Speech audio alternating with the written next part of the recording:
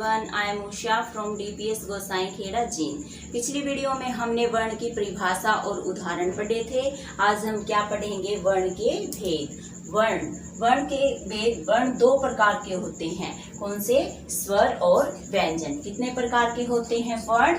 दो प्रकार के, स्वर और व्यंजन। स्वर हमारे कितने होते हैं? 11 और व्यंजन कितने होते हैं? 33। स्वर 11 और व्यंजन 33। देखिए, स्वर किसे कहते हैं?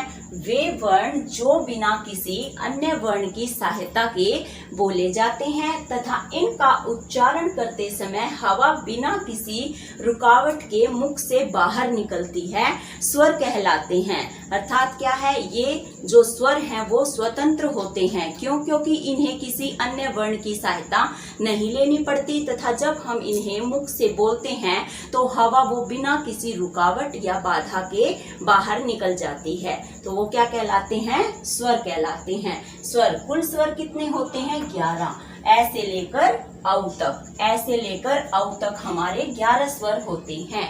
स्वर के प्रकार। स्वर कितने प्रकार के होते हैं? 3 प्रकार के।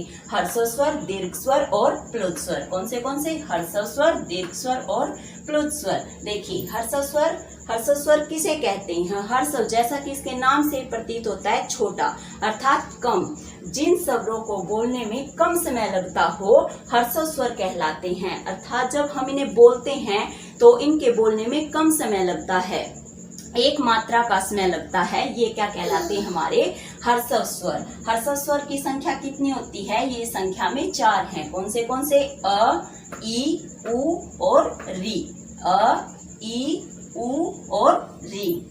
दीर्घ स्वर दूसरा कौन सा है? हमारा दीर्घ स्वर। जिन वर्णों या स्वरों के उच्चारण में हर्षव स्वर से 2 गुना समय लगे वो क्या कहलाते हैं? हमारे दीर्घ स्वर। अर्थात यहाँ क्या होता है? 2 मात्रा का समय लगता है जब हम दीर्घ स्वरों को उच्चारण या फिर इनको बोलते हैं। ठीक है, तो ये संख्या में कितने हैं? 7। कौन से? आ, ई, उ, ए, आई, ओ, औ। हर्षव स्वर हमारे कितने थे?